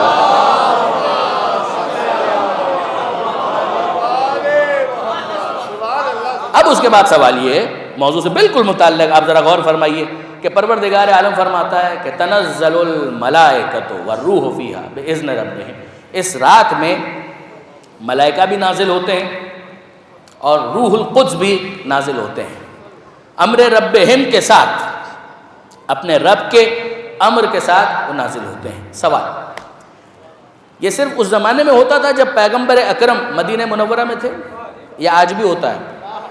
تو قرآن مجید نے صیغہ مضارع استعمال کیا ہے، تنزل الملائکۃ، ملائکہ نازل ہوتے ہیں، ہوتے رہیں گے، ملائکہ نازل ہوتے ہیں، ہوتے رہیں گے۔ کیا لے کر نازل ہوتے رہیں گے؟ امر ربہم، اپنے رب کے امر کو لے کر نازل ہوتے ہیں، ہوتے رہیں گے اس رات میں۔ سوال صرف اتنا ہے، بھیجنے والا ہے پروردگار، لانے والے ہیں ملائکہ، جو چیز وہ لا رہے ہیں وہ ہے امر رب، یہ کس پر نازل ہو رہا ہے؟ یہ جو شب قدر گزری ہے اس میں یہ کس پر نازل ہوئے ہیں؟ اور اسی سے آپ اندازہ کیجئے، اس آیت کو بھی ذرا حل کریں، اطیعوا اللہ و اطیعوا الرسول و اولی الامر منکم، اطاعت کرو اللہ کی، اطاعت کرو رسول کی اور اولی الامر کی، جو صاحبان امر ہیں۔ کتنی آسانی کے ساتھ کہہ دیا کہ صاحبان امر سے مراد ہیں حکمران، جتنے حکمران ہیں وہ سب کے سب اولی الامر ہیں، شراب پی کر بھی اولی الامر ہیں، نشے میں دھت ہو کر بھی اولی الامر ہیں، بدکار اور بد کردار ہونے کے بعد بھی اولی الامر ہیں، ساری زندگی عیاشی کرنے کے بعد بھی اولی الامر ہیں، اور ان کی اطاعت واجب ہے پروردگار عالم کی طرف سے۔ علم کلام کی کتابوں میں لکھا ہے، برادران نے بعرض معذرت میں مناظرانہ گفتگو نہیں کر رہا، مگر لکھا ہے، اس کو کیا کیا جائے کہ اولی الامر کی اطاعت ضروری ہے، چاہے وہ ظلم کریں، چاہے وہ غلط کام کریں، مگر ان کی اطاعت ضروری ہے۔ اچھا پھر اگر کوئی آگے بڑھ کر اسی کو قتل کر دے کا کام تو غلط کیا، کہ اب تو اس کی حکومت آ گئی، جو قتل کرنے والا کا کام تو غلط کیا، مگر اب یہ اولی الامر ہے، اب یہ اولی الامر ہے، تو اس کے بارے میں کیا کیا جائے کہ اب اس کی خلاف ورزی نہیں ہو سکتی۔ تو اس نے جو کیا تھا کہ وہ کام غلط تھا مگر اب صحیح ہے، اولی الامر تو اب یہی ہے۔ اگر اس کو کوئی آ کر قتل کر دے کہ ہاں ٹھیک ہے قتل ہو گیا تو معاملہ تو ختم، کام تو غلط کیا مگر اب یہ تیسرا جو ہے وہ اولی الامر ہے، کیا بات ہے، سبحان اللہ، کیا معیار ہے، کیا کہا جا سکتا ہے اس کے اوپر۔ مگر ہمیں تو اتنا سمجھا دیجئے کہ یہ جو پروردگار عالم نے کہا کہ اطاعت کرو اللہ کی، اطاعت کرو رسول کی اور اطاعت کرو اولی الامر کی، تو یہ شب قدر میں تو پروردگار امر کے ساتھ بھیج رہا ہے فرشتوں کو۔ اگر یہ اولی الامر ہے تو بتائیں کہ ان کے اوپر فرشتے کب نازل ہوتے ہیں، کب نازل ہوتے ہیں؟ اگر یہ اولی الامر ہے تو اولی الامر کے اوپر امر کے ساتھ ملائکہ نے نازل ہونا چاہیے۔ یقین جانیے کہ ان کے اوپر فرشتے صرف ایک بار نازل ہوتے ہیں،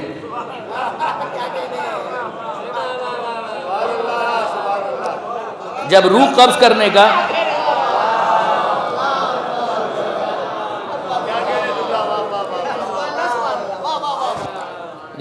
کرنے کا موقع ہوتا ہے، بس اسی وقت وہ ملائکہ نازل ہوتے ہیں، اس کے علاوہ نازل نہیں ہوتے۔ مگر وہ اب اگر کوئی کہے کہ کیا حضرت حجت کے اوپر نازل ہوتے ہیں، جی ہاں بالکل حضرت حجت پر نازل ہوتے ہیں۔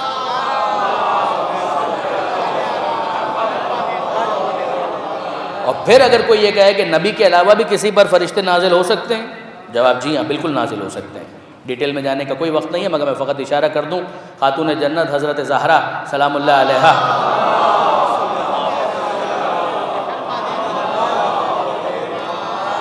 بی بی کو جو محدثہ کہا گیا اس کا مطلب ہی ہے کہ ملائکہ سے ہم کلام، اور یہ بھی کہہ دیا جاتا ہے کہ ملائکہ سے ہم کلام ہونے کا بی بی کو شرف حاصل ہوا۔ انصاف یہ ہے کہ ملائکہ کو بی بی سے ہم کلام ہونے کا شرف حاصل ہوا۔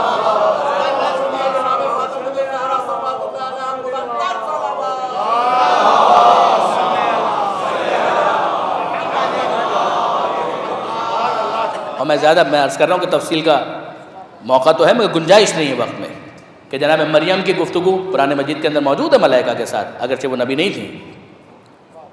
جب فرشتے نے آ کر یہ خبر دی کہ خدا تمہیں بیٹا دے گا تو انہوں نے کہا مجھے بیٹا کیسے ہو سکتا ہے، وَلَمْ يَمْسَسْنِي بَشَرٌ، کہ جبکہ مجھے کسی مرد نے چھوا تک نہیں ہے، جو پاکیزگی جو جناب مریم سلام اللہ علیہا کی۔ اسی طرح جناب سارہ کی گفتگو ملائکہ کے ساتھ قرآن مجید کے اندر موجود ہے۔ جناب ابراہیم علیہ السلام سے گفتگو ہو رہی تھی اور جناب سارہ سلام اللہ علیہا نے حیرت کا اظہار کیا کہ مجھے بیٹا کیسے ہو سکتا ہے جبکہ میں تو بوڑھی ہو چکی ہوں، جس کے اوپر ملائکہ نے جواب دیا، مخاطب کیا۔ تو یہ تو ہمیں مل رہا ہے قرآن مجید کے اندر۔ مادر موسیٰ کا ذکر بھی سورہ قصص 28واں سورہ وہاں پر ملتا ہے کہ پروردگار اوحینا الی ام موسیٰ، کہ ہم نے وحی کی مادر موسیٰ پر۔ تو ایک وحی ہے جو شریعت سے متعلق ہے، جو دین کے احکام سے متعلق ہے، وہ پیغمبر اکرم پر سلسلہ ختم ہو گیا. مگر کیا فرشتہ نازل نہیں ہو سکتا؟ یہ کس نے کہا؟ کیوں نازل نہیں ہو سکتا؟ نازل ہو رہا ہے. سورہ قدر گواہی دے رہا ہے کہ تنزل الملائکۃ والروح فیہا. اس رات میں ملائکہ نازل ہوتے ہیں، روح نازل کس پر؟ یہ ایک سوال ہے. یہ خود معصوم کی طرف سے اس استدلال کو پیش کیا گیا. چھٹے امام امام جعفر صادق علیہ السلام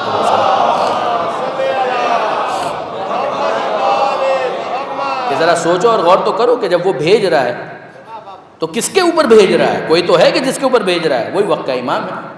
تو آپ دیکھ کونوا مع الصادقین اورثنا الکتاب الذین اصطفینا من عبادنا، پیغمبر اکرم کا واضح اعلان کرنا میرے بعد 12 ہوں گے. یہ سورہ قدر، ان آیتوں کو آپ کیسے اگنور کر سکتے ہیں؟ اتنی سادگی کے ساتھ کیسے گزر سکتے ہیں؟ یہ آیتیں بتا رہی ہیں. یقین جانیے کہ شکر گزار ہونا چاہیے امت مسلمہ کو، مکتب اہل بیت کا شکر گزار ہونا چاہیے کہ ان آیتوں کی تشریح آل محمد کے اقوال کی روشنی میں پیش کی ہے. ورنہ یہ تمام آیتیں تشنہ تعبیر رہ جائیں، کیسے پتہ چلے کہ ان آیتوں کا مطلب کیا ہے؟ لیکن واقعاً وہ 12 اماموں کی، 12 خلفاء کی جو حدیث ہے اس کی کیا تشریح ہو سکتی ہے؟ کسی اور گروہ نے اگر 12 پیش کیے ہوں تب تو اشتباہ کی گنجائش ہے. دیکھیں اشتباہ کب ہوتا ہے؟ اشتباہ اس وقت ہوتا ہے کہ جب دو چیزیں موجود ہوں اور دونوں کے اوپر ایک ہی عنوان منطبق ہو رہا ہو تو سمجھ میں نہیں آتا کہ یہ ہے یا یہ. لیکن اگر ہم تلاش کریں تو ہمیں تو کہیں پر بھی 12 نظر نہیں آتے. 12 اگر آپ کو ملیں گے تو صرف اور صرف مکتب اہل بیت میں. پیغمبر اکرم کہتے ہیں میرے بعد 12، اور مکتب اہل بیت وہ مکتب ہے کہ جو بتاتا ہے کہ پہلا کون ہے اور دوسرا کون ہے اور تیسرا کون ہے اور چوتھا کون ہے. اور 12 تک کا عدد صرف ایک گروہ پیش کر رہا ہے، کوئی اشتباہ ہے ہی نہیں. یہ حجت بالغہ ہے. قل فللہ الحجت البالغہ. اے حبیب کہہ دیجئے کہ حجت بالغہ ہے، جب کوئی گنجائش ہی نہیں رہی اشتباہ کی. ہاں اب اگر کوئی زبردستی کا انتظار کر رہا ہے کہ پروردگار اسے کان سے پکڑ کر مومن بنائے تو یہ نہیں ہونے والا. خدا نے نہ اپنے وجود کے لیے کسی پر زبردستی کی ہے کہ خدا کو مانو، نہ رسول کی رسالت منوانے کے لیے زبردستی کی ہے، نہ مولا کی ولایت پر زبردستی کی گئی، اور نہ 12 اماموں کی امامت کو منوانے پر زبردستی کی جائے گی. جب تک مہلت ہے معاملہ چلتا رہے گا، ڈسکشن ہوگا، گفتگو ہوگی، بات چیت ہوگی. باقی ٹھیک ہے، من شاء فلیؤمن من شاء فلیکفر. جو چاہے وہ مومن بنے، جو چاہے وہ کفر پر باقی رہے. بات تو اتنی ہی ہے. برادران عزیز، بہت ہی اچھا شعر ہمارے محترم جو پریسیڈنگ جو پڑھ رہے تھے پیشرو، بہت ہی اچھا شعر پڑھا، بہت ہی پیارا شعر. اب وہ چونکہ میں تو خود شعر و شاعری کا تو آدمی نہیں ہوں، لیکن بہرحال جو شعر تھا وہ زمانے کے امام ہونے کے حوالے سے مرکب کا کچھ ذکر تھا. کیا پیاری بات کہی. آیت اللہ وحید خراسانی کی کتاب سے میں ایک اقتباس پڑھنا چاہتا تھا، اب میں فقط خلاصہ ہی پیش کروں، یا ٹھیک ہے اگر گنجائش تھوڑی سی ہو تو 5 منٹ لے لوں میں آپ کے. درود بھیجیے گا محمد و آل محمد.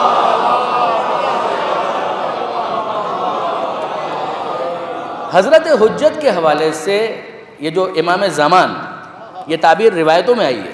کچھ چیزیں ہوتی ہیں جو مشہور ہو جاتی ہیں، اور کچھ چیزیں وہ ہوتی ہیں کہ نہیں جس کی بیک پر قرآن کی کوئی آیت ہے یا معصوم کی کوئی روایت موجود ہے. یہ جو تعبیر ہے کہ حضرت امام زمانہ ہے، ایک ہے زمانیات کہ زمانے میں کون کون ہے، اس کا امام ہونا یہ ایک بات ہے، اور ایک ہے خود زمانے کا امام ہونا. دیکھیں زمانے کا معاملہ کیا ہے. ایک بہت مشہور فریز ہے کہ ان الشمس والقمر یبلیان کل جدید، کہ جو یہ سورج اور چاند یہ جو گردش ہے اس کے نتیجے میں ہوتا کیا ہے؟ ہوتا یہ ہے کہ ہر جوان بوڑھا ہو جاتا ہے، ہر وجود جو ہے فرسودگی کا شکار ہوتا ہے، ڈیپریشیٹ ہوتا ہے. ایسا ہے، انسان ہے وہ جوان ہے، جوانی سے وہ بڑھاپے کی طرف آ جاتا ہے. اور امام کے بارے میں کیا کہا گیا؟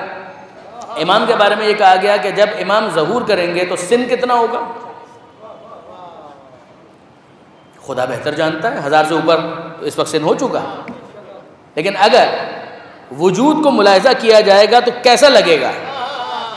ایسا لگے گا کہ جیسے 40 سال کا کوئی شخص ہے کہ جو سامنے آ گیا.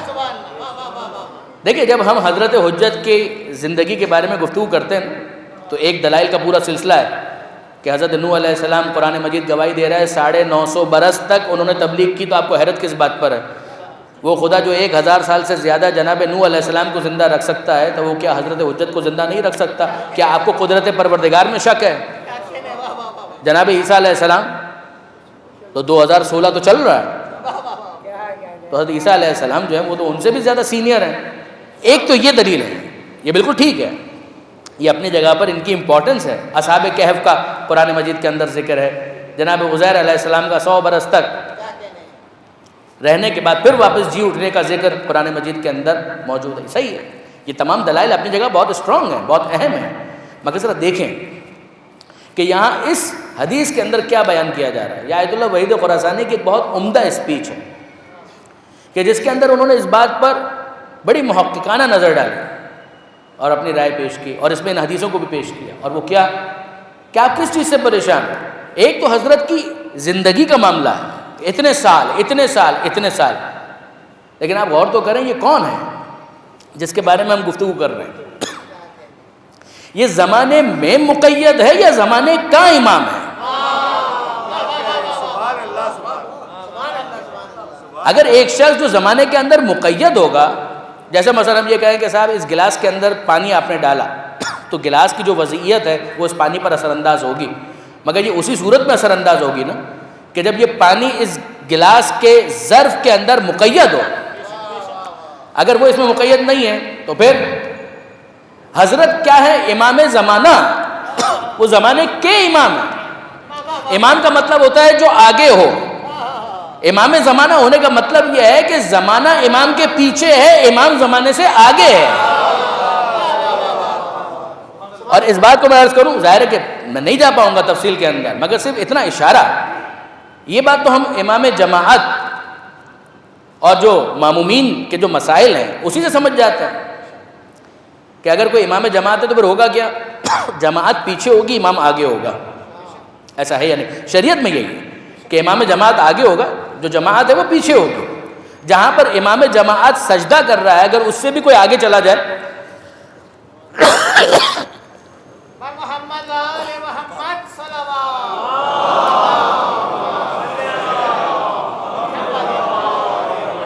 اگر کوئی شخص امام جماعت جہاں سجدہ کر رہا ہے اس کی پیشانی اس سے آگے چلی جائے, یا جہاں امام جماعت کھڑا ہے اس سے آگے وہ آ کر کھڑا ہو جائے, تو پھر کیا ہوگا؟ کئی جماعت باطل ہے. کیوں؟ اس لیے کہ جو امام ہے وہ آگے ہوگا, جس کا وہ امام ہے وہ پیچھے ہوگا. اب میں آپ سے سوال کرتا ہوں کہ اگر جماعت امام جماعت سے آگے ہو جائے تو جماعت باطل ہو جائے گی. زمانے کی مجال ہے کہ امام زمانہ سے آگے چلا جائے.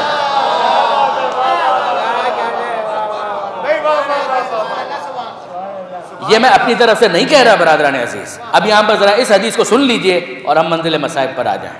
یہ حدیث ہے ہمارے 8ویں امام, امام علی رضا علیہ الصلوۃ والسلام.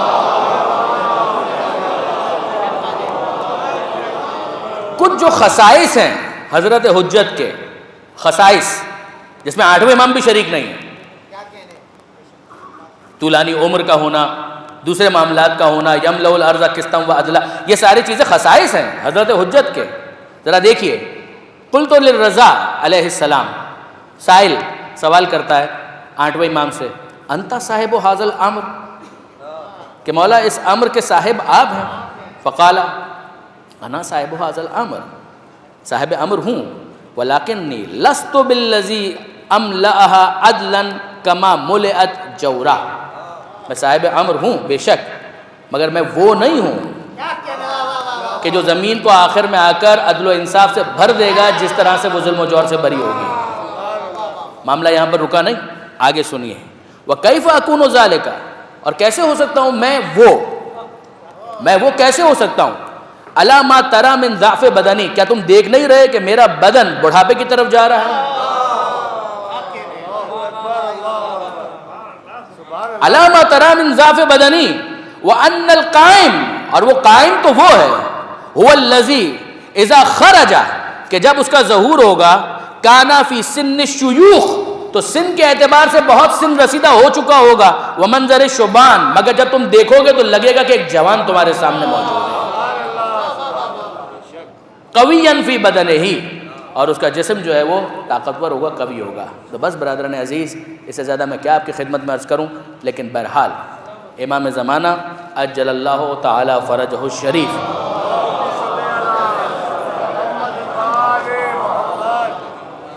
یہ وہ شخصیت ہے کہ جنہیں پروردگار نے اپنی قدرت کے اظہار کے لیے باقی رکھا۔ کوئی نہ سمجھے کہ خدا کی قدرت محدود ہے، نہ، وہ محیی ہے، وہ جسے چاہے زندہ رکھے، جب تک چاہے زندہ رکھے۔ علامہ سید علی نقی نقن صاحب علی اللہ مقامہ، جن کے بیانات سے میں بہت زیادہ استفادہ کرتا ہوں واقعاً، انہوں نے ایک جگہ کہا اور کیا خوب بات کہی، انہوں نے کہا کہ لوگ کہتے ہیں کہ اب تک زندہ کیسے ہیں، یہ لوگوں کی حیرت ہے، مگر میں نے اس سلسلے کے کسی فرد کو مرتے نہیں دیکھا۔ میں نے اس سلسلے کی کسی فرد کو مرتے نہیں دیکھا۔ جب بھی اثر ہوا ہے یا تلوار کے زخم کا اثر ہے یا زہر کا اثر ہے۔ یہ پروردگار نے جو محدود اختیار اس دنیا کے اندر لوگوں کو دیا، تو انسان اتنے جری ہو گئے کہ وہ حجت خدا کو قتل کرنے کے لیے میدان میں آ جائیں۔ وہ علی کا سر ہو جس پر ابن ملجم کی ضربت لگ رہی ہے، وہ حسن مجتبیٰ ہوں کہ جن کو زہر دیا جا رہا ہے، وہ شہید کربلا ہوں کہ جنہیں کربلا میں قتل کیا جائے۔ تو پروردگار 12 کا عدد ہے، یہ مشیت پروردگار ہے، 11 کو شہید کیا گیا، یہ پروردگار عالم کی عزت اور پروردگار عالم کی قدرت کا اظہار ہے۔ کہ 11 کو تم نے شہید کیا، ہم مجبور نہیں ہیں، ہم عاجز نہیں ہیں، تم خدا کو شکست نہیں دے سکتے۔ اب اس آخری حجت کو ہم جب تک زندہ رکھنا چاہیں گے، تمہاری کیا مجال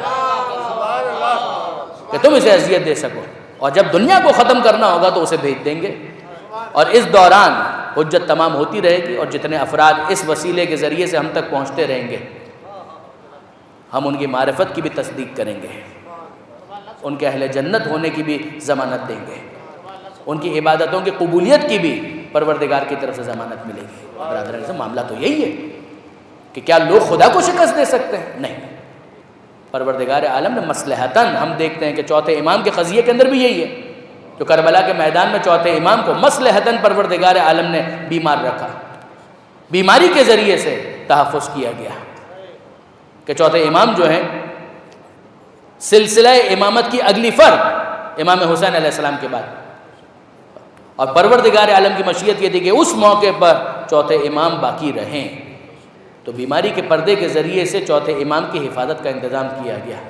اب آپ برادران عزیز ذرا دیکھیں، اور مقتل کے اندر یہ ہمیں تفصیلات ملتی ہیں، مختصراً میں عرض کروں کہ سارا دن چوتھے امام غش کے عالم میں رہے۔ غش کے عالم میں ہونے کا مطلب اس طرح سے بے ہوش ہونا نہیں ہے۔ جب امام غش کی حالت میں بھی ہو تو ایسا نہیں ہوتا کہ وہ غافل ہو، مگر بہرحال جو اسباب ظاہری کے ماتحت جو جسم کے اوپر کیفیت طاری ہے، چوتھے امام غش کی حالت میں ہے۔ اور بعض موقع وہ ہیں کہ جس میں چوتھے امام غش سے افاقہ ہوتا ہے اور گفتگو کرتے ہیں۔ اسی میں ایک موقع وہ ہوتا ہے کہ امام کا ایک غلام تھا، غلام ترکی، واضح اس کا نام تھا غلام ترکی، جو چوتھے امام کا غلام تھا، جس طرح سے جون غلام ابو ذر کہا جاتا ہے، حالانکہ سال ہاں سال سے وہ امام حسین علیہ السلام کی خدمت میں تھا، مگر امام حسین علیہ السلام نے اس نسبت کو باقی رکھا جو جناب ابو ذر کی طرف تھی، کہ جون غلام ابو ذر، مگر رکھا کس طریقے سے؟ بھائیوں کی طرح سے رکھا، اپنے دوستوں کی طرح سے رکھا۔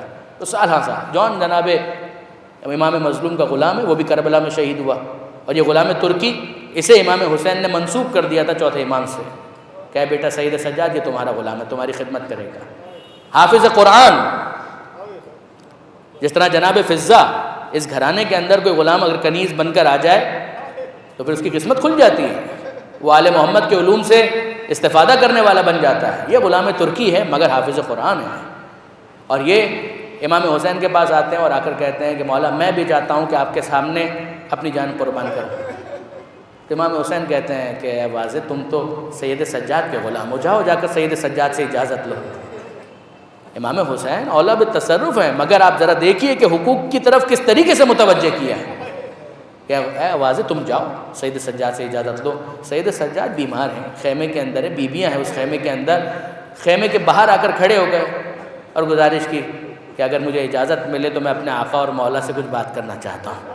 ان بیویوں نے بھی سوچا کہ اگر اس موقع پر یہ غلام ترکی آیا ہے تو اس کا مطلب کتنی اہم بات ہوگی، باہر جنگ ہو رہی ہے اور یہ آیا ہے۔ بیویوں نے اس خیمے کو خالی کیا، یہ واضح غلام ترکی اندر داخل ہوا، سید سجاد کو بیدار کیا۔ چوتھے امام نے دیکھا اور سوال کیا، ہاں کیسے آنا ہوا؟ کہا مولا میں اجازت لینے کے لیے آیا ہوں، میں آپ کا غلام ہوں، آپ کی غلامی میں ہوں، مجھے اجازت دیجیے تاکہ آپ کے بابا پر میں اپنی جان قربان کر سکوں۔ سید سجاد نے دیکھا اور کہا کہ ہاں اب یہ وقت آ گیا، اب میرا بابا اتنا تنہا ہوتا جا رہا ہے۔ اے واضح، اگر اس وقت میرے اندر طاقت ہوتی تو میں خود اپنے آپ کو اپنے بابا پر قربان کرتا، مگر جاؤ میری طرف سے تم جا کر اپنی جان قربان کر دو۔ کیا عزت افزائی ہے سید سجاد کی طرف سے کہ جب خیمے میں داخل ہوا تھا یہ غلام تو غلام تھا، اور جب باہر نکلا ہے تو نائب امام بن چکا ہے۔ سید سجاد کی نیابت میں اپنی جان قربان کرے گا۔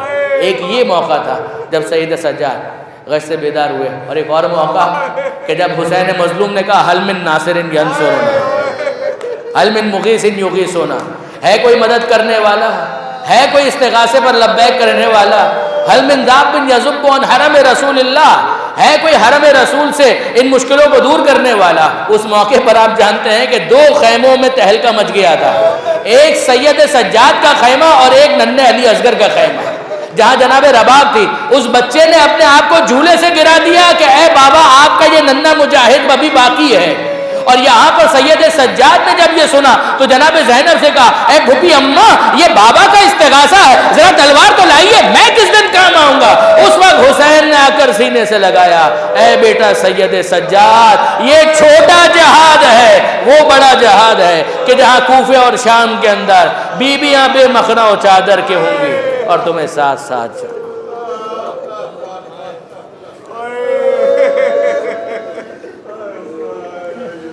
الا ولعنۃ اللہ علی القوم الظالمین وسیعلم الذین ظلموا ای منقلب ینقلبون۔ بار الہ اس قلیل توسل کو اپنی بارگاہ میں قبول فرما۔ اے پروردگار تجھے واسطہ محمد و آل محمد کا ہمارے آنسوؤں کو جناب سیدہ کے رومال میں جگہ عطا فرما۔ اے پروردگار ہمیں اپنے زمانے کے امام کی معرفت عطا فرما۔ اے پروردگار حضرت حجت کے وسیلے سے ہماری دعاؤں کو مستجاب فرما۔ اے پروردگار بیماروں کو شفا عطا فرما، بے روزگاروں کو رزق حلال عطا فرما، جو بے اولاد ہیں اولاد صالح عطا فرما، صاحبان اولاد ہیں اولاد کی صحیح تربیت کی توفیق عطا فرما۔ وطن عزیز پاکستان کو استحکام عطا فرما، وطن عزیز کو ہر قسم کی داخلی خارجی پریشانیوں سے محفوظ فرما۔ مالک تجھے واسطہ زمانے کے امام کا تمام علماء کرام مراجع اعظام مقام معظم رہبری اور انقلاب اسلامی کی حفاظت فرما۔ اس انقلاب کو زمانے کے امام کے انقلاب سے متصل فرما۔ مالک ہمیں اپنے زمانے کے امام کا وفادار رہنے کی توفیق عطا فرما۔ اے پروردگار امامت کے جھوٹے دعوے داروں، حاضر امام ہونے کے دعوے داروں پر اپنی لعنت نازل فرما۔ مالک اپنے ولی کو حجت آخر کو اذن ظہور عطا فرما، ہمیں ان کے اعوان و انصار میں شمار فرما۔ ربنا تقبل منا انک انت السمیع العلیم وتب علینا انک انت التواب الرحیم۔